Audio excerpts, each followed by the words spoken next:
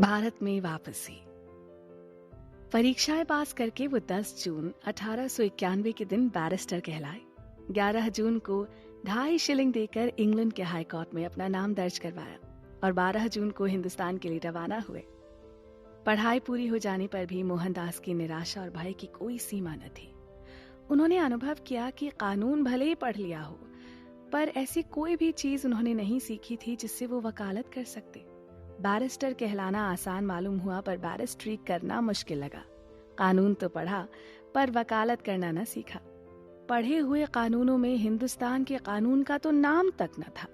उन्हें ये पता ही नहीं था कि हिंदू शास्त्र और इस्लामी कानून कैसे हैं। न ही उन्होंने अर्जी दावा तैयार करना सीखा। ये सब सोचकर वो बहुत परेशान हुए, लेकिन घर तो लौटना ही था। साथ ही वो अपनी माँ के दर्शनों के लिए भी अधीर हो रहे थे। जब वो बंदरगाह पहुंचे तो उनके बड़े भाई वहां मौजूद थे। अपनी माता के स्वर्गवास का उन्हें कुछ पता न था। घर पहुंचने पर उन्हें इसकी खबर दी गई और स्नान करवाया गया। देखिए, ये खबर विलायत में भी दी जा सकती थी, पर आघात को हल्का करने के विचार से बंबई पहुंचने तक उन्हें इसकी कोई खबर न देने का निश्चय बड़े भाई ने कर रखा था। घर पहुंचते ही ये पहला धक्का मोहनदास को लगा। भारत में लौटकर फिर से जीवन शुरू करना भी आसान नहीं था। विलायत जाकर भी वो अपने ईर्ष्यालु स्वभाव को छोड़ नहीं पाए थे और हर बात पर संशय करते रहते थे। उनकी पत्नी को बिल्कुल भी अक्षर ज्ञान नहीं था और वो अपनी इस कमजोरी को भी जानते थे कि उन्हें पढ़ा न सके। इसका गुस्सा भी उन्होंने अपनी पत्नी पर ही उतारा। राजकोट में तुरंत धंधा शुरू करने लायक ज्ञान उनके पास नहीं था। वहीं से पास हुए वकील के मुकाबले में खड़े होने का सामर्थ्य भी नहीं था और उस पर 10 गुनी फीस लेने का दावा। कौन मूर्ख मुवक्किल उन्हें काम देता। कुछ इस तरह की कड़वाहट के साथ उन्होंने सांसारिक जीवन में प्रवेश किया। बैरिस्टरी अखरने लगी। आडंबर अधिक, कुशलता कम। जवाबदारी का ख्याल उन्हें कचोट रहा था। तभी उन्हें पहला मुकदमा मम्मी बाई का मिला। स्मॉल कॉज कोर्ट यानी छोटी अदालत में जाना था। उनसे दलाल की कमीशन देने को कहा गया, पर उन्होंने साफ इनकार कर दिया। फिर भी वो मुकदमा उन्हें मिला। मुकदमा आसान था और साथ ही मेहनताने के 30 रुपए भी मिले। मुकदमा एक दिन से ज्यादा चलने वाला न था। उन्हें जब जिरह करनी थी ना, तब वो खड़े तो हुए, पर उनके पैर कांपने लगे और सिर चकराने लगा। पूरी अदालत घूमती नजर आई। सवाल कुछ सूझते ही ना थे। जज भी हंसा होगा, वकीलों को तो मजा आया ही होगा, पर उनकी आंखों के सामने तो अंधेरा था, इसलिए देखते कैसे। फिर सोचा कि शिक्षक का काम तो अवश्य ही कर सकते हैं। अंग्रेजी भाषा का अभ्यास काफी किया था। लगा कि यदि किसी हाई स्कूल में मैट्रिक की कक्षा में अंग्रेजी सिखाने का काम मिल जाए तो आराम से कर पाएंगे। खर्च का गड्ढा कुछ तो भरेगा। अखबारों में विज्ञापन पढ़ा, आवश्यकता है अंग्रेजी शिक्षक की, प्रतिदिन 1 घंटे के लिए, वेतन 75 रुपए। ये एक प्रसिद्ध हाई स्कूल का विज्ञापन था। उन्होंने प्रार्थना पत्र भेजा तो इंटरव्यू के लिए बुलावा आया। वो बड़ी उमंगों के साथ मिलने गए, पर जब प्रिंसिपल को पता चला कि उन्होंने बीए पास नहीं किया है तो खेदपूर्वक विदा कर दिए गए। बंबई से निराश होकर वो फिर से राजकोट पहुंचे। वहां अलग दफ्तर खोला। गाड़ी कुछ चलने लगी। अर्जियां लिखने का काम मिलने लगा और हर महीने औसतन 300 रुपए की आमदनी होने लगी।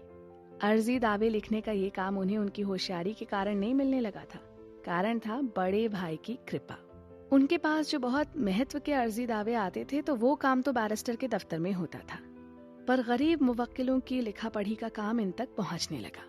इसी कड़ी में मोहनदास एक और कड़वे अनुभव के बारे में लिखते हैं कि पोरबंदर के भूतपूर्व राणा साहब को गद्दी मिलने से पहले उनके बड़े भाई वहां मंत्री और सलाहकार थे।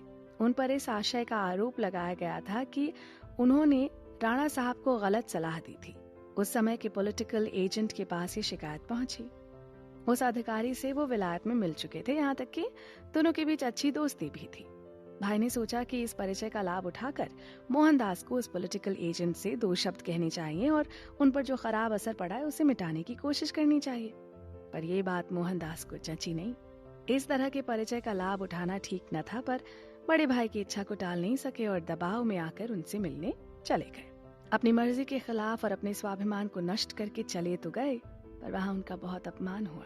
पुराने परिचय का स्मरण कराने पर भी उस अधिकारी ने सीधे मुंह बात तक न की और ये समझते हुए भी मोहनदास ने अपनी बात शुरू की तो साहब अधीर हो गए और बोले, तुम्हारे भाई प्रपंची हैं, मैं तुमसे ज्यादा बातें सुनना नहीं चाहता, मेरे पास समय नहीं है।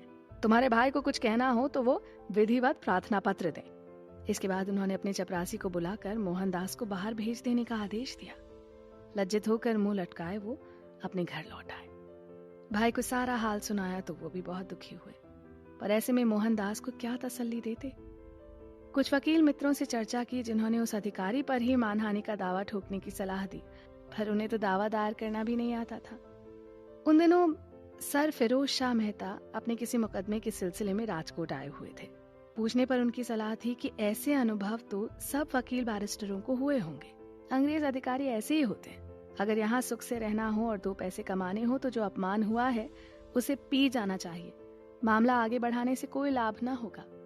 ये सीख जहर की तरह कड़वी थी, पर उस कड़वे घूंट को पी जाने के सिवा उनके पास और कोई दूसरा उपाय न था।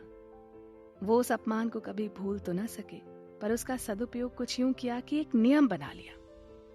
मैं फिर कभी अपने को ऐसी स्थिति में नहीं पड़ने दूंगा जहां इस तरह किसी की सिफारिश करनी पड़े।